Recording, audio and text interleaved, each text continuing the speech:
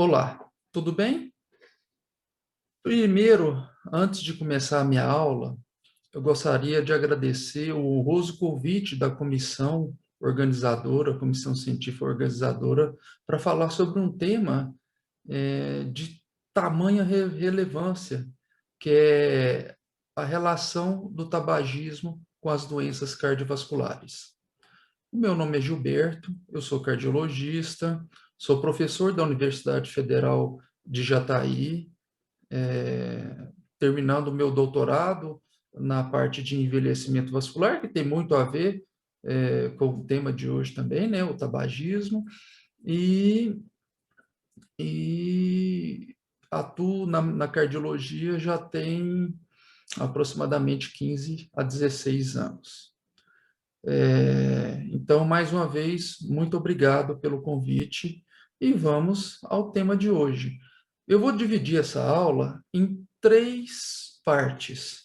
Primeiro, um pouco sobre a epidemiologia, falar um pouco sobre a história do tabagismo, depois a sua relação com as doenças cardiovasculares e, por fim, uma pequena pincelada no tratamento da cessação ao tabagismo, já que acredito que como o evento é um evento sobre o tabagismo, eu acredito que vão ter colegas que vão falar isso com muito mais propriedade do que eu.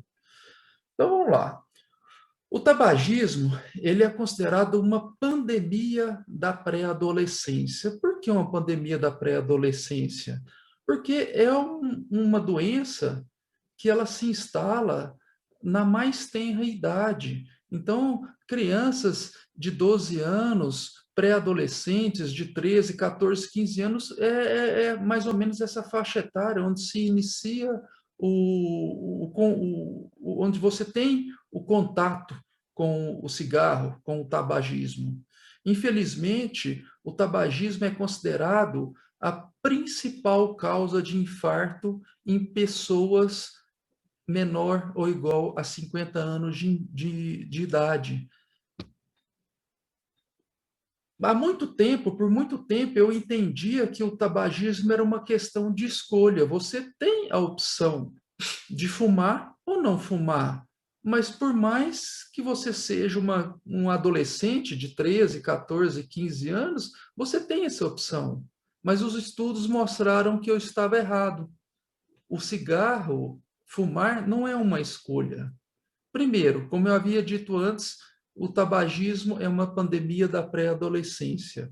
Os estudos científicos mostraram que a capacidade de escolha baseada em um raciocínio lógico, ou seja, você tem uma capacidade de raciocinar, de ter um discernimento sobre algo que é errado ou não, essa capacidade se completa a partir dos 21 anos. Daí o meu erro em ter falado ou ter pensado que o tabagismo era uma simples questão de escolha, você fuma ou não. Então, os estudos mostraram isso. E, geralmente, a imensa maioria das pessoas iniciam a sua vida junto ao tabaco com menos de 25, menos de 21 anos, ou seja, não é uma simples questão de escolha.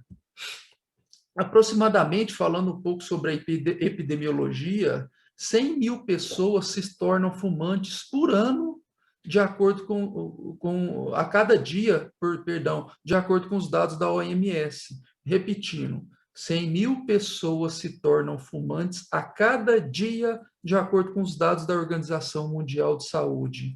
O tempo médio de dependência do cigarro, depois eu vou especificar mais ainda que o termo correto, dependência da nicotina, é de em torno de 6 meses ou a partir do 100º cigarro. Os dados também da Organização Mundial de Saúde nos mostram que em todo o mundo existem aproximadamente 1,250 bilhão de tabagistas. Então, onde já foi confirmado que o tabagismo ele não é mais um hábito, não é mais um estilo de vida, e sim uma doença que tem até CID. O CID dela é o F17.2, que é o Código Internacional de Doenças. O tabagismo, no cigarro, existem mais de 4 mil substâncias, porém, Somente a nicotina é capaz de causar a dependência. Morrem-se por ano aproximadamente 5,5 milhões de fumantes ativos e 600 mil fumantes passivos. 100 milhões de mortes por tabaco já ocorreram no século XX, e os dados também da OMS estimam-se que aproximadamente 1 bilhão de mortes ocorrerão no século XXI. Infelizmente, o poder de penetração da nicotina, quando você exala o cigarro, aquela fumaça do cigarro, ela penetra no sistema nervoso central entre 7 e 10 segundos apenas. Entre 7 e 10 segundos apenas. 40% das pessoas tabagistas tentam parar de fumar por ano.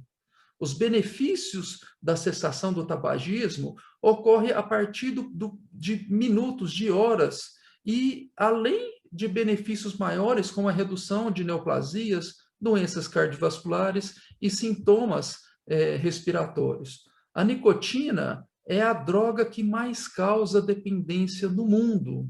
Os estudos mostram que ela é capaz de causar dependência com poder maior do que o do crack, que é uma droga avassaladora.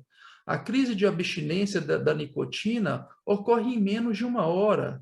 Então, a pessoa que é dependente da nicotina, ela para de fumar em menos de 1 hora, ela já está tendo essa abstinência, que mais adiante eu vou explicar um pouco da fisiopatologia da nicotina. Morrerão por complicações do cigarro aproximadamente 1 bilhão de pessoas, como eu havia dito, segundo os dados da OMS. É uma doença que causa limitações físicas, limitações emocionais e financeiras que se estendem não apenas aos fumantes, mas também àqueles que convivem com fumantes, os familiares principalmente. Então, uma limitação física, emocional e financeira de todos aqueles que rodeiam o viciado na nicotina. Um estudo publicado na New England Journal of Medicine mostrou que a redução da expectativa média de vida do tabagista ocorre entre 10 e 14 anos, aproximadamente 10 anos para homem e 14 anos para mulheres. Então, imagina, a pessoa começa a fumar, o homem, ele reduz a sua expectativa média de vida em 10 anos, a mulher em 14. É muita coisa. É muito tempo de redução. O tabagismo é a doença, é o fator de risco evitável maior em todo o mundo em relação às doenças cardiovasculares. É o maior fator de risco evitável em todos os fatores de risco para doenças cardiovasculares. E não só para doenças cardiovasculares, para as outras também. O tabagismo, o tabaco, ele causa mais de 50 doenças. Ele é capaz de aumentar em 10 vezes a incidência de câncer de pulmão, 5 vezes o infarto, 5 vezes a bronquite crônica e o enfisema pulmonar, mais do que o dobro de acidente vascular encefálico. 50% das mortes ocorrem na meia-idade, entre 45 e 54 anos. Por quê? A partir do momento que a pessoa fuma 10, 12, 13, 14 anos de idade, a partir da segunda década de cigarro, com 20 anos, já começa a se instalar as doenças crônicas, as doenças como câncer. Porém, o infarto agudo do miocárdio, o acidente vascular encefálico ocorre antes do que essa época de aproximadamente 2 décadas, que eu vou falar também um pouco mais adiante.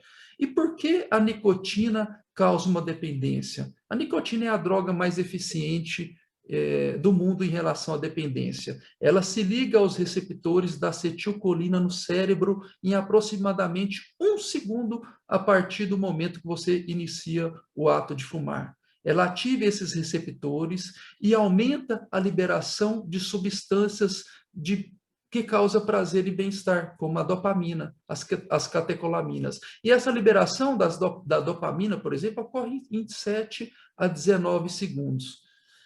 A dopamina é considerada a droga da felicidade. Então, você está estressado, você está nervoso, por qualquer motivo que seja, a dopamina ela te dá uma sensação de prazer e bem-estar. Outras substâncias também liberam a dopamina, mas não consegue com tanta intensidade como a nicotina, como, por exemplo, o chocolate. A dopamina, a nicotina, ela é capaz de reduzir a quantidade desses receptores de acetilcolina e a ponto de diminuir esses receptores nos tornam cada vez mais dependentes. Então, reduz o receptor, reduz a liberação de dopamina, você vai ter que ficar fumando mais e mais e mais para atender aquela sua demanda de sensação de prazer e bem-estar que a droga da felicidade causa, que é a dopamina. Existem 7 neurotransmissores no nosso cérebro. Esses neurotransmissores que mediam as nossas emoções, tá? A nicotina é a única capaz de se ligar nos 7 ao mesmo tempo. Nenhuma outra droga causa isso, nem mesmo o crack. Daí a extrema gravidade do vício pela nicotina. Existe aquele ciclo de recompensa e abstinência da nicotina que ocorre em poucas horas. Então, só fumando, depois a gente precisa de repor esse tabagismo para manter a nossa taxa elevada de dopamina através da nicotina. Então, toda vez que fumamos, ativamos esses neurotransmissores no cérebro. Para você ter uma ideia, os estudos mostraram que o fumante, aquele que fuma aproximadamente um maço de cigarro por dia, ele tem essa ativação de aproximadamente 70 mil vezes. Eu vou repetir. Um maço de cigarro por dia, o maço tem 20 cigarros. Ele ativa esses neurotransmissores e que libera a droga da felicidade, que é a dopamina, 70 mil vezes. Nenhuma outra droga é capaz de ativar esses neurotransmissores em tão grande quantidade. Não há outra droga que causa isso. Felizmente, o Brasil é considerado um dos melhores países do mundo no programa de cessação ao tabagismo. Em 1989, por exemplo, nós tínhamos mais de 30% da população, ou seja, 1 a cada 3 pessoas era fumante aqui no Brasil. Hoje, os dados da OMS mostram que nós temos agora menos de 10%, aproximadamente 9,5% da população que é tabagista. Nós temos aproximadamente 18 milhões de fumantes no Brasil. Somos considerados um país de referência nos programas de cessação, depois onde houve, não é a época de vocês, na minha época tinha, quando eu era na minha pré-adolescência, aquelas propagandas onde mostravam atores bonitos, praticando esporte, e logo depois acendendo um cigarro, onde incentivava o consumo do tabaco. O cigarro é capaz de causar várias doenças, 50 delas estão relacionadas ao cigarro, tais como a fibrose pulmonar, o enfisema pulmonar, o DPOC, né, o infarto, a insuficiência renal crônica, câncer de pulmão, câncer até mesmo de bexiga, a câncer de laringe e até mesmo a trombose. Um estudo publicado na revista Lancet, uma revista de grande impacto dentro da comunidade científica, ele comparou a prevalência com os outros países e mostrou que, como eu havia dito, o Brasil está entre os de menor prevalência. A prevalência ocorre entre daqueles 18 milhões de tabagistas no Brasil, a prevalência maior entre homens, porém, a dependência maior, a dificuldade maior de largar o cigarro ocorre entre as mulheres. Entre as capitais, Porto Alegre e São Paulo estão onde tem a maior quantidade de fumantes. E a que tem a menor quantidade é Palmas. Falando um pouquinho sobre um cigarro mais moderno que apareceu de alguns anos para cá é o cigarro eletrônico, onde a própria mídia, a própria indústria do cigarro eletrônico tentava implicar, incutir na nossa cabeça a ideia de que se você quer parar de fumar, use o cigarro eletrônico que ele te ajuda a parar de fumar. Então vamos aos fatos. A mesma gravidade de doenças, nas mais de 50 que eu havia dito, do cigarro normal, ocorre também do cigarro eletrônico. Por mais que o cigarro eletrônico não tenha alcatrão, porém ele tem uma quantidade absurdamente elevada da nicotina. Aproximadamente 2,5 milhões de pessoas nos Estados Unidos fumam o cigarro eletrônico, porque lá é liberado. Aqui, graças a Deus, isso não ocorre, apesar de haver o mercado negro do cigarro eletrônico aqui no Brasil. As vendas de cigarro eletrônico, para vocês terem uma ideia, no ano de 2013, nos Estados Unidos, ultrapassaram 2 bilhões de dólares. É muita coisa. Infelizmente, os estudos também comprovam que a mesma prevalência, incidência de infarto e acidente vascular encefálico que ocorre com cigarro normal, também ocorre com cigarro eletrônico. A ciência ainda carece um pouco de estudos em relação ao câncer, porque é um estudo de mais longa data. Como eu havia dito, o câncer de pulmão, por exemplo, ele se instala a partir de aproximadamente 20 anos do consumo do tabaco. Então, ainda precisamos de um tempo maior para estudar sobre incidência e prevalência de câncer pelo cigarro eletrônico. A nicotina inalada, ela causa dependência. Os estudos apresentados no Congresso de Pneumologia no ano de 2014 mostraram que a nicotina, além de causar a dependência, causa também lesões pulmonares. Ratos que inalavam a nicotina tinham uma elevada prevalência de lesões pulmonares em apenas 4 meses de estudos. A dependência, o cigarro eletrônico, voltando um pouco do cigarro eletrônico, ele tem aumentado a quantidade de usuários, tanto que as próprias indústrias do cigarro normal estão comprando as indústrias do cigarro eletrônico, onde aumentar o seu retorno financeiro assustadoramente. Como eu havia dito, graças a Deus, aqui no Brasil, o cigarro eletrônico é proibido. Ele é capaz de causar também, além das doenças inúmeras que eu falei, irritação ocular, náuseas, vômitos, taquicardia, palpitações. Um outro estudo, publicado na revista Lancet, no ano de 2016, com quase 700 pacientes que participaram por aproximadamente 6 meses, mostrou que houve uma redução, realmente houve, como as indústrias do cigarro eletrônico mostrou. O cigarro eletrônico é usado para a pessoa parar de fumar o cigarro normal. Realmente houve uma redução. No entanto, essa redução não veio associado com a redução da abstinência, com a redução do vício da nicotina, porque houve apenas uma substituição de vetor, que antes era o cigarro normal e depois passou para o cigarro eletrônico. Tanto que a sociedade brasileira, a sociedade americana e europeia de pneumologia emitiu nota para tentar banir os e-cigarettes, os cigarros eletrônicos. Sobre a nicotina, já que eu estou falando muito que das mais de 4.000 substâncias dentro de um cigarro normal e também as substâncias do cigarro eletrônico, a nicotina é a que causa a dependência, que é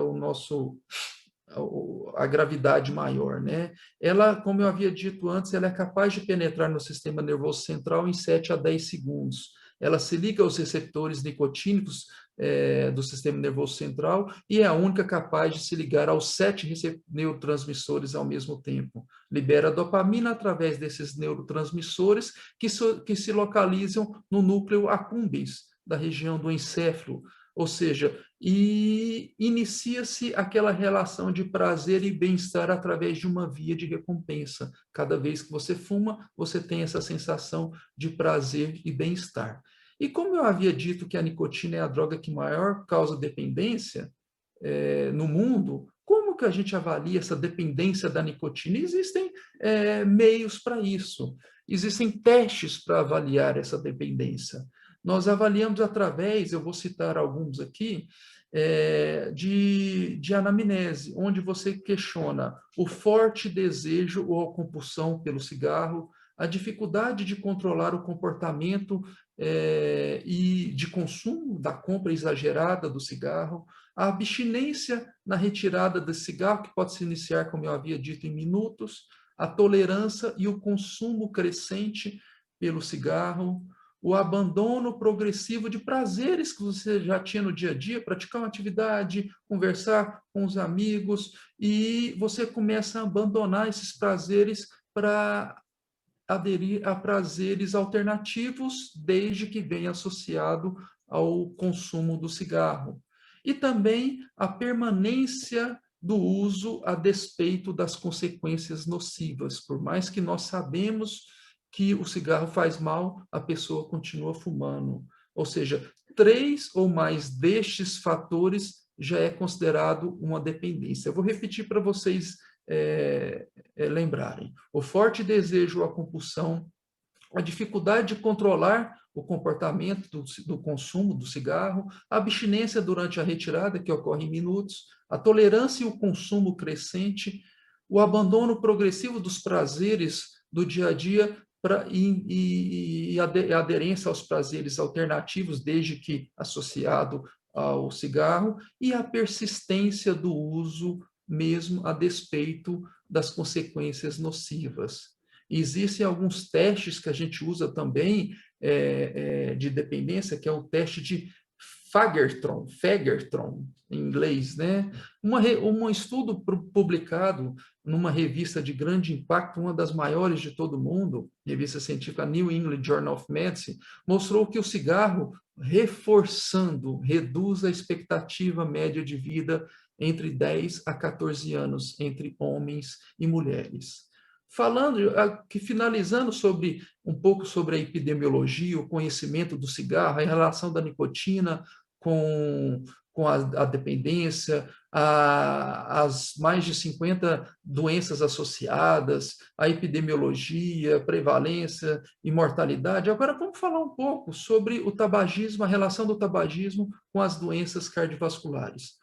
O tabagismo, estudos publicados na revista Circulation, que é outra revista de grande impacto também, mostrou o papel da patogênese dos eventos cardiovasculares relacionados ao tabagismo. O tabagismo ele causa uma disfunção no seu endotélio durante segundos, durante minutos após o consumo do tabaco, consumo ativo, até mesmo consumo passivo, que pode perdurar por até 12 horas essa disfunção endotelial. O tabaco, ela aumenta a trombogenicidade sanguínea, que depois eu vou explicar a fisiopatologia disso. Aumenta a atividade inflamatória naquela região vascular e modifica o processo oxidativo, onde reduz a quantidade de liberação de óxido nítrico e que eu vou explicar um pouco mais adiante também. Falando um pouco sobre essa disfunção endotelial, um estudo também publicado na revista Circulation comparou os fumantes e os não fumantes, e ambos comparou o grupo de pacientes que já tinham lesões coronárias e os grupos que não tinham, que tinham as coronárias saudáveis. Para você ter uma ideia, se eu comparar os não fumantes com coronárias alteradas, irregulares, com placas, ele tem uma disfunção endotelial de menor intensidade que os fumantes com artérias saudáveis. Isso, uma comparação mostrou, para vocês terem uma ideia, a gravidade da disfunção endotelial causada pelo cigarro. Vou repetir, a disfunção endotelial causada pelo cigarro, até mesmo naqueles fumantes com coronárias saudáveis, ela é maior do que nos não fumantes com coronárias doentes. Por isso, o tabagismo ele tem um impacto enorme nos fatores de risco em relação a infarto e acidente vascular encefálico e em pessoas de média e baixa idade, menor ou igual a 50 anos, principalmente em mulheres antes da menopausa. Para vocês terem uma ideia, tudo bem que na China aproximadamente 60 e poucos por cento da população é tabagista, é muita gente lá. E 75% dos infartos nos chineses que ocorreram em pessoas com menos de 45 anos, eles eram fumantes. Falando um pouco sobre a disfunção endotelial causada pelo cigarro, um estudo também da revista Circulation também comparou os fumantes com os não fumantes, onde mostrou que essa disfunção endotelial ocorre de maneira mais evidente e de maior intensidade e gravidade nos fumantes, comparado com os não fumantes e até mesmo comparado com os ex-fumantes.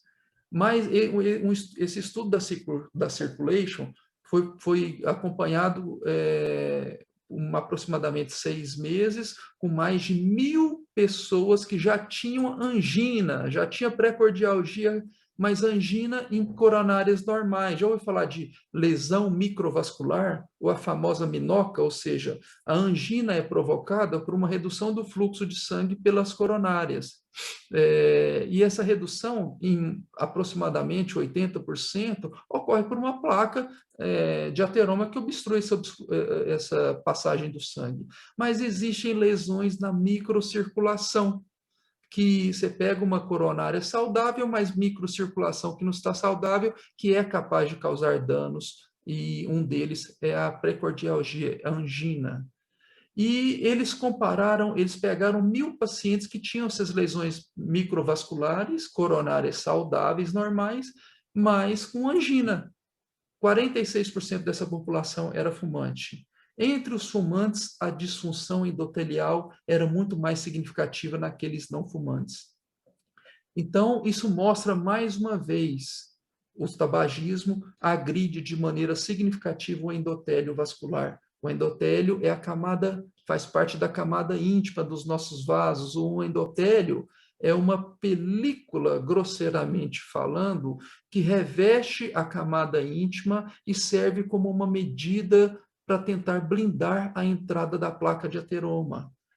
A lesão endotelial, como eu havia dito na minha apresentação inicial do meu currículo, eu estou fazendo doutorado, estou concluindo agora esse semestre meu doutorado em envelhecimento vascular. E a gente fala muito sobre lesão endotelial e mostra que a lesão endotelial tem uma ligação direta não só com as doenças cardiovasculares, mas também com os seus fatores de risco, como o tabagismo e a hipertensão, que são um dos dois principais, e a dislipidemia. São os 3 principais fatores de risco para as doenças cardiovasculares, que são as doenças que mais matam no mundo. Mais de 18 milhões e meio de mortes no mundo por doenças cardiovasculares. E sobre essa lesão endotelial nos fumantes passivos, porque nós falamos naqueles que fumam mesmo, e sobre nos fumantes passivos.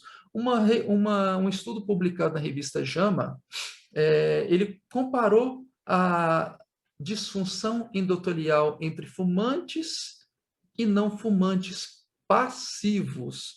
E ele viu que houve aqueles que eram submetidos ao cigarro, ao fumante passivo, por exemplo, alguém na família que fuma e ele absorve essa fumaça, ele tem uma lesão endotelial muito mais significativa do que os não fumantes passivos. E essa lesão endotelial, a partir do momento que você está exalando essa fumaça de um fumante ativo, ela pode perdurar por até 12 horas. Lembra que eu havia dito logo anterior que a disfunção endotelial ela é capaz de aumentar as doenças cardiovasculares, aumenta a hipertensão, ela tem uma relação direta com a hipertensão, com o tabagismo, com a dislipidemia. Essa disfunção, do endotélio, você perde aquela camada que blinda para a entrada da placa de ateroma, formação de todo aquele processo aterotrombótico. As doenças cardiovasculares, mais uma vez repetindo, são as doenças que mais matam no mundo. Mais de 18,5 milhões de pessoas por ano. Daí a extrema importância da lei que veio aqui, começou aqui no Brasil, principalmente em São Paulo, em agosto de 2009, a lei antifumo, para proteger não só aqueles que fumam, mas aqueles que não fumam e estão exalando essa fumaça.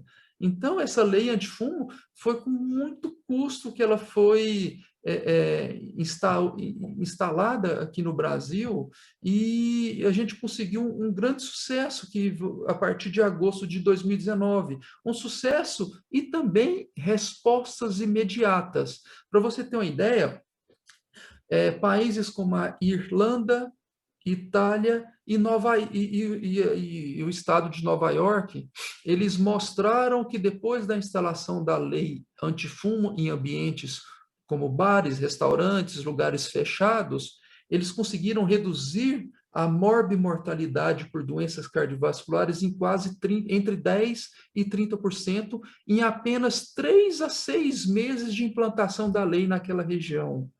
Eu vou repetir, reduziu a morbimortalidade em 10 a 30% em apenas 3 a 6 meses a partir do momento de instalação da lei antifumo naquela região. E no Brasil? Como a gente como que a gente estuda isso no Brasil? Um estudo também feito aqui, internacional, também mostrou que essa redução porque como que os estudos mostram a capacidade do mal que o fumante passivo pode sofrer, através da dosagem da monoximetria. Ou seja, trabalhar com cessação do tabagismo, você tem que medir a monoximetria, assim como o hipertenso tem que verificar a pressão, assim como o diabético tem que verificar a glicemia. A monoximetria é muito importante, de extrema relevância no programa de cessação do tabagismo e também nos estudos científicos, onde a gente mede a dosagem de monóxido de carbono antes da lei antifumo e depois nos ambientes fechados, bares, restaurantes, boates e também na rua. Então, eles conseguiram mostrar, para você ter uma ideia, que depois da lei antifumo, a dosagem de monóxido de carbono nesses bares, restaurantes, foi menor do que a da rua. Daí a extrema importância dessa lei antifumo, principalmente nos garçons. Os garçons tiveram uma lesão endotelial muito mais intensa do que as pessoas antes da lei antifumo, né? E essa lesão endotelial ocorreu tanto nos garçons que fumavam, quanto nos que não fumavam. Mas também o que é interessante, até mesmo nos garçons que fumavam, mesmo depois da lei antifumo, mas não fumava no ambiente de trabalho, a lesão endotelial dele foi menor depois de instaurada a lei antifumo, porque ele era prejudicado 2 vezes pelo fato de ser fumante ativo e fumante passivo durante o seu trabalho. Daí a extrema importância da instalação da lei antifumo. Aqui em São Paulo, os estudos compararam a partir de agosto, quando foi instalada a lei antifumo em São Paulo, eles compararam durante 10 meses e esperavam obter o mesmo sucesso da Itália, da Irlanda e de Nova York. Eles mostraram que esse sucesso foi atingido nos 10 meses de início da lei antifumo e a professora Jaquelina Scholz, do INCOR, é uma das maiores entusiastas, estudiosas em tabagismo aqui no Brasil, ela capitaneou um estudo onde mostrou que durante esses 10 meses, só na cidade de São Paulo, houve uma redução de 571 mortes por infarto agudo do miocárdio por conta da instauração da lei antifumo. A quantidade de internações por infarto reduziu em 142 pacientes. Porém, essa quantidade, esse número de 142 pacientes, ele está subutilizado, porque ele só conseguiu avaliar os pacientes do SUS e não conseguiu avaliar os pacientes da rede hospitalar privada. Que isso aí vocês sabem que vai ser muito maior que 142 pacientes. Então, repetindo, em 10 meses de lei antifumo em São Paulo, nós diminuímos quase 600 mortes por infarto e quase 150 internações por infarto só pelo SUS. Você viu que eu te falei, eu falei para vocês que tentar cessar o tabagismo sem a dosagem da monoximetria não tem como, que é muito importante. E falando um pouco sobre a dosagem do monóxido de carbono, vamos falar um pouco sobre a fisiopatologia do monóxido de carbono do nosso corpo? Ele se liga à hemoglobina, mas ele é capaz de se ligar à hemoglobina 200 vezes mais do que o oxigênio que está lá transportando pelo sangue, né? Que é transportado pelo sangue. Então, ele reduz o transporte de oxigênio. Ele estimula o monóxido de carbono a aumentar a quantidade de hemácias, principalmente aumentando a quantidade de hematócritos, que é aquele volume sólido em meio de sangue. Se eu tenho um hematócrito de aumento muito intenso, então vocês percebem que tabagistas inveterados têm um HB/HT, hemoglobina hematócrito muito alto. E o que acontece? Eu aumento a viscosidade do sangue. Se eu aumento a viscosidade, ocorre na síndrome da hiperviscosidade sanguínea, aumentando a pressão, aumentando a disfunção endotelial, ativando fatores de coagulação, inicia-se as coagulopatias, fenômenos ateriotrombóticos e aumento da incidência de infarto, doença arterial obstrutiva periférica, acidente vascular encefálico, tromboembolismo pulmonar e assim por diante. Tanto que um estudo publicado agora, esse ano de 2021, na revista JAMA, ele reforçou essa estreita relação do tabagismo com essas comorbidades, com essas doenças, com esses desfechos, infarto, acidente vascular encefálico e doença arterial periférica. Mostrou realmente essa estreita relação, essa correlação entre o tabagismo e essas comorbidades, e mostrou que essa relação, nesse estudo, foi um pouco mais estreita, foi um pouco mais evidente em pacientes com doença arterial obstrutiva periférica. Daí a importância de você ver pacientes amputando pernas por conta de DALP, né? Não apenas o monóxido de carbono a gente tem que avaliar em pacientes tabagistas, mas também o óxido nítrico, né? Nós já sabemos que os estudos já comprovam que o óxido nítrico causa vasodilatação, aumenta o fluxo de sangue em todos os vasos, né? Ele é capaz de aumentar durante o esforço físico, mas infelizmente o tabagista tem uma redução da quantidade de dióxido nítrico.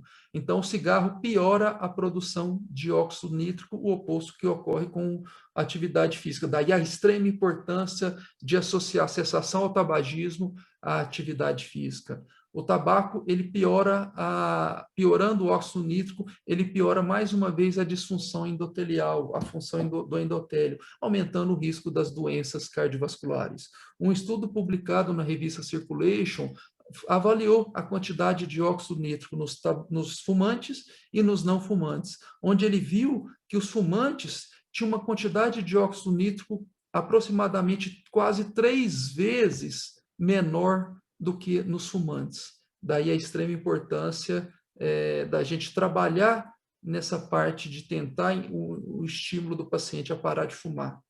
E em relação sobre a trombogenicidade, a formação de trombos, o tabagismo aumenta o risco de trombogenicidade. Estudo publicado também na revista Circulation mostrou que o fator tissular que fica presente nas placas de ateroma das nossas artérias, ela pode aumentar a trombose.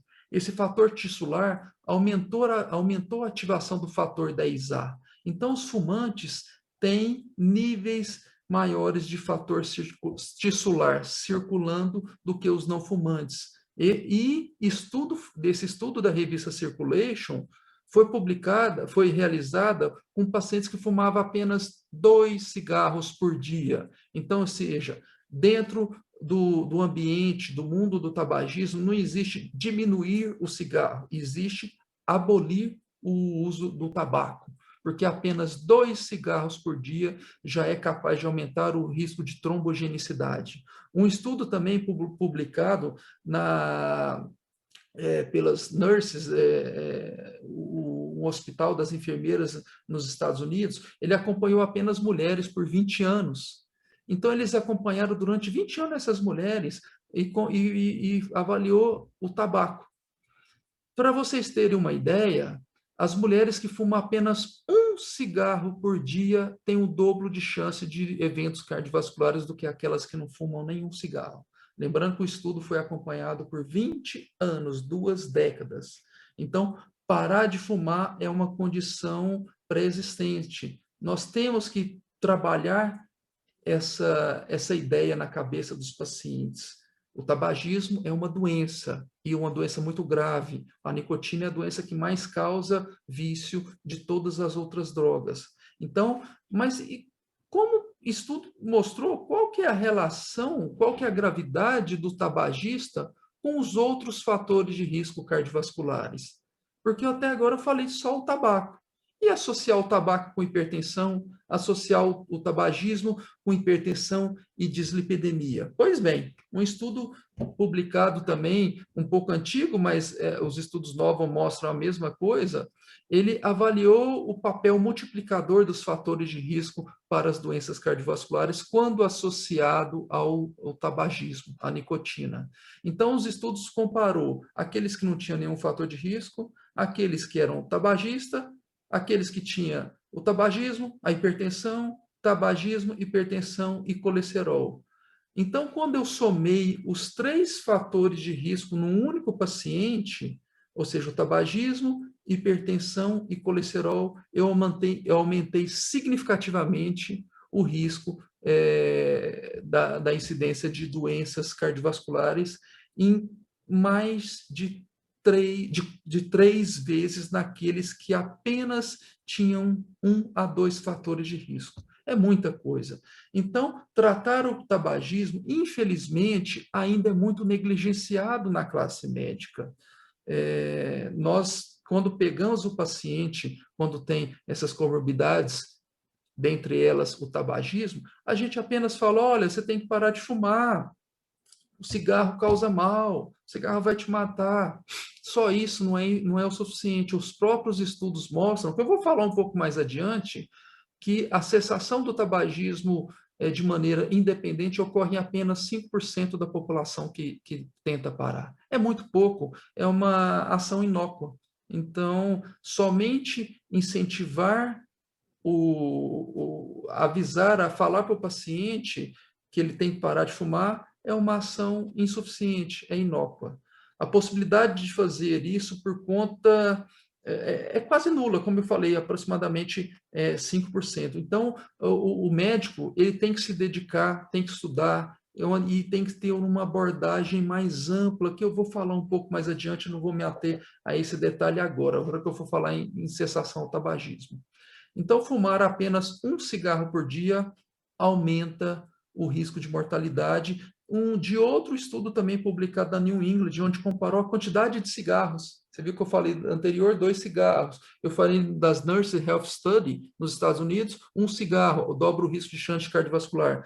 Um outro estudo publicado na New England, na revista, onde aumentou a mortalidade por doenças, principalmente a coronariopatia, o infarto, comparando aqueles que não fumavam um cigarro por dia, 2, 14, 15 e assim por diante. Então, o aumento é significativamente maior naqueles que fumam a partir de 1 cigarro por dia. Já tem. Lógico que o efeito cumulativo também ocorre. Se for comparar os que fumam um maço, o que fuma um maço é bem maior. E a melhor fase da gente abordar os pacientes é no período que ele está mais vulnerável. Qual é esse período de maior vulnerabilidade? Quando ele está internado por um acidente vascular encefálico causado pelo cigarro, quando ele está internado por um infarto causado pelo cigarro, quando ele está com a artéria da perna entupida, está prestes a amputar a perna por causa do cigarro. É o momento que ele está mais vulnerável.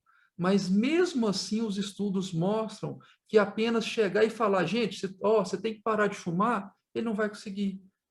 Mais uma vez, eu insisto, tem que ter uma abordagem mais ampla, uma abordagem multidisciplinar para o paciente, para incentivar o paciente. Eu vou falar um pouco mais também adiante.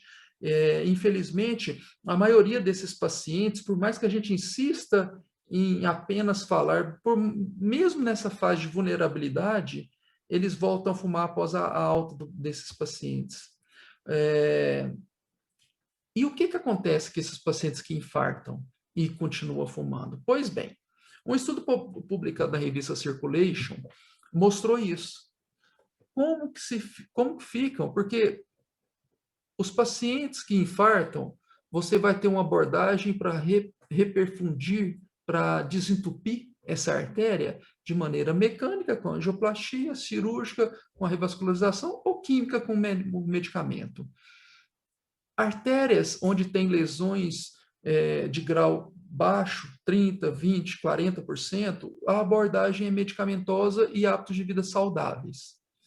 E nessa daí a gente não desentope as artérias, né? Então, o que o estudo mostrou? Ele avaliou uma quantidade enorme de pacientes, onde ele queria saber o seguinte: será que esses pacientes que continuam fumando, a lesão que ele tem de pequena monta, ele conseguiu aumentar a progressão dessa doença, dessa lesão nessa coronária?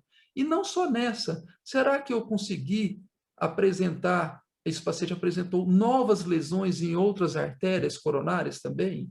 Então, os estudos mostrou isso. Comparado com um não tabagista, os que tiveram o primeiro evento, os tabagistas tiveram maior quantidade significativa, tá? De novas lesões nas coronárias e maior quantidade significativa de piora das lesões já pré-existentes. Então, e mesmo usando todas as drogas, todo o arsenal terapêutico que nós já temos, estatina, beta-bloqueador, antiagregação plaquetária, tudo aquilo ainda não foi o suficiente para diminuir o surgimento de novas lesões ou a piora das lesões pré-existentes nos tabagistas. Será que a gente está enxugando gelo, já que diante de um arsenal terapêutico tão vasto que nós temos, as lesões continuam existindo? Daí, mais uma vez, a importância de uma abordagem mais ampla naqueles tabagistas. Equipe multidisciplinar. Um estudo publicado ano passado na revista JAMA, um registro do Yang Emai, chama Infartos em Jovens. Jovens a gente considera menor ou igual a 50 anos, né? Ele pegou 2.072 pacientes que tiveram infarto de 50 anos para baixo. Foi uma coorte onde eles observaram que 50% desses infartos ocorreram em fumantes ativos. Vou repetir, 2.072 pacientes que tiveram infarto de 50 anos para baixo, a metade deles eram fumantes. E mais outra coisa surpreendente, a cessação do tabagismo durante o ano que ele infartou, ele reduziu a morte por doenças cardiovasculares e por doença por causa total em mais de 50%. Então, naqueles que infartaram, eu consegui fazer durante esse ano ele parar de fumar, ele reduziu a chance de morrer por qualquer causa ou por doenças cardiovasculares em mais de 50%. Daí a extrema importância do programa de cessação ao tabagismo. A nicotina libera dopamina, libera catecolaminas, aumenta a vasoconstrição coronariana, aumenta a pressão arterial, causa taquicardia, aumenta o risco de arritmias malignas nesse paciente que já tem uma predisposição, a gente fala substrato arritmogênico, o tabagismo é um gatilho para essas arritmias, causa lesão endotelial, aumenta a ativação plaquetária, formação de trombos, doenças cardiovasculares, aumenta monóxido de carbono, diminui o óxido nítrico, e ela está relacionada a 43% das doenças cardiovasculares têm uma relação direta com o tabagismo, como eu havia dito anteriormente. Falando tudo isso sobre a associação, a correlação do tabagismo com as doenças cardiovasculares, qual que é o melhor tratamento? A prevenção daqueles que não fumam e o programa de cessação naqueles que fumam para evitar a gente fala, um evento primário, naqueles que nunca tiveram evento, infarto, derrame, o que quer que seja, ou um evento, ou uma prevenção secundária, ou seja, evitar um segundo evento, como eu havia dito no início, em relação às epidemiologias, 10 vezes mais chance de infarto, 5 vezes mais chance de pneumopatias, quando compara o tabagista com o não tabagista. E como é esse programa de cessação ao tabagismo? Tem que envolver toda uma equipe multidisciplinar e a família associada.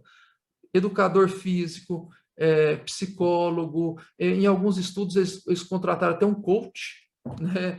O médico, a parte que é muito importante também, associado à espiritualidade e à religiosidade, que eles tentam, de maneira menos intensa, mas também substituir a fissura pelo cigarro com a espiritualidade e religiosidade, já que ela também interfere no nosso sistema nervoso central.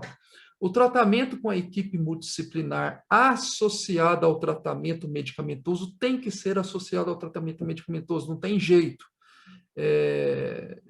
ele tem um sucesso de aproximadamente 50% a 60% quando a equipe multidisciplinar tem um acompanhamento de perto desses pacientes, de aproximadamente, cada semana eles têm que avaliar. O tratamento ele perdura por aproximadamente 12 semanas.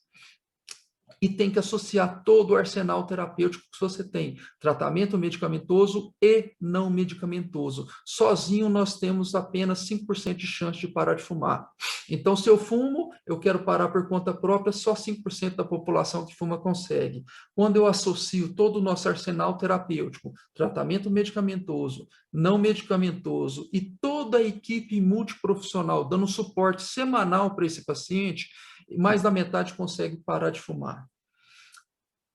Existem várias formas da gente iniciar o processo de cessação ao tabagismo. Alguns estudos mostram que o ideal, lógico que existem outros também, o ideal seria o seguinte: você marcar uma data, é a data D, a data de cessação do tabagismo. A partir desse dia, você vai programando a sua cabeça para isso, vai programando uma atividade física para diminuir o consumo, o ganho de peso pós-cessação tabagística, que isso ocorre se substitui um vício pelo outro, né? E vai trabalhando a parte psicológica. Você consegue marcar a data, essa data que eu não vou fumar é nada, a partir daí acabou, não vai reduzir.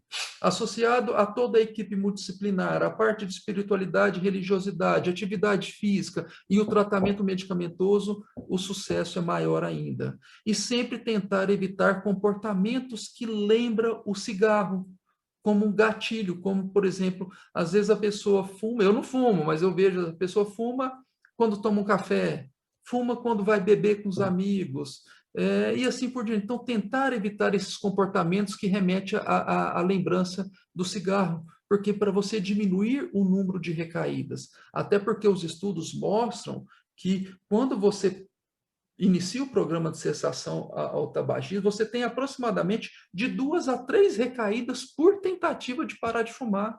Então, não é fácil.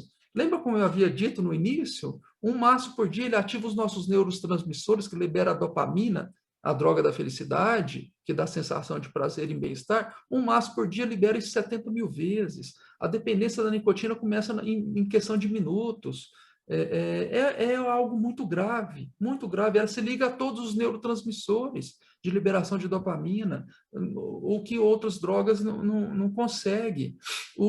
A pessoa, às vezes, ela consegue, por exemplo, o usuário do crack, ela consegue ficar assim, fumar o crack se ela não tem o contato com a droga próximo de você. Você está trancado num quarto. Você consegue. Agora o tabagismo, você fica, a fissura, você fica pensando na nicotina, por mais que você não esteja em contato com ela, o paciente fala que chega a sonhar com o cigarro. É algo assustador. Então, os estudos têm cada vez mais tentando mostrar o benefício da associação dos adesivos de nicotina ou a goma de mascar. O adesivo ela tem uma duração maior, a goma só enquanto você está mascando a goma, associado aos inibidores, a alteração do humor, né, que é o principal estudo foi com a bupropiona e a vareniclina, que é o famoso Champix. Eu vou falar Champix porque só existe ele, tá? Infelizmente, o Brasil está com uma dificuldade de encontrar o Champix no mercado, mas logo, logo a indústria vai tentar regularizar isso. Mas quando a gente associa essas 3 armas de tratamento medicamentoso associado ao não medicamentoso, adesivos de nicotina, vareniclina e bupropiona, nós temos um sucesso maior da cessação ao tabagismo. Eu posso iniciar o programa de cessação do tabagismo com o paciente internado pós um infarto agudo do miocárdio? Alguns estudos falam que o ideal, principalmente os repositores de nicotina, o ideal seria a partir de 15 dias após o evento agudo. E o tratamento medicamentoso com vareniclina e a bupropiona, você pode iniciar desde o início, porém ela demora 2 semanas para iniciar o seu efeito. Alguns estudos estão sendo publicados, e alguns foram agora, tentando usar de maneira individualizada os adesivos de nicotina, porque o efeito dele é mais agudo, né, no paciente acamado, no paciente hospitalizado por infarto, por exemplo, por acidente vascular encefálico, com sucesso. Então, acredito que logo, logo nós já vamos ter mais esse arsenal no paciente internado, né? Mais uma vez, gente, eu quero reforçar a importância do tratamento, a importância da correlação das doenças cardiovasculares com o tabagismo. É a maior causa evitável da incidência de doenças cardiovasculares, é o tabagismo. Parar de fumar não é fácil, é muito difícil. O tratamento, nós temos que usar tudo que tem, não é só um, é tudo. Todo o arsenal terapêutico e não terapêutico que nós tivemos em nossas mãos, devemos usar. Uma equipe multidisciplinar é muito importante. O tabagismo mata. Lembra como eu havia dito, na China, mais de aproximadamente 75% das pessoas que infartaram com menos de 45 anos foi relacionado ao tabaco. Um estudo da New England, com mais de 50% dos tabagistas com menos de 50 anos, o tabaco. Quando a gente tirou o cigarro dessa população que infartou, eu diminuí a chance dele morrer por todas as causas e por doenças cardiovasculares em mais de 50%. Então, eu acho que já está muito instalada e muito concreto a evidência da relação do tabagismo com as doenças cardiovasculares e a importância de uma abordagem mais ampla e mais abrangente da equipe multidisciplinar para ajudar essa pessoa a parar de fumar. Espero que tudo que eu apresentei tenha sido de grande valia para vocês e eu estarei sempre à disposição se tiver alguma dúvida ou algo que eu possa ajudá-lo. Muito obrigado, muita paz.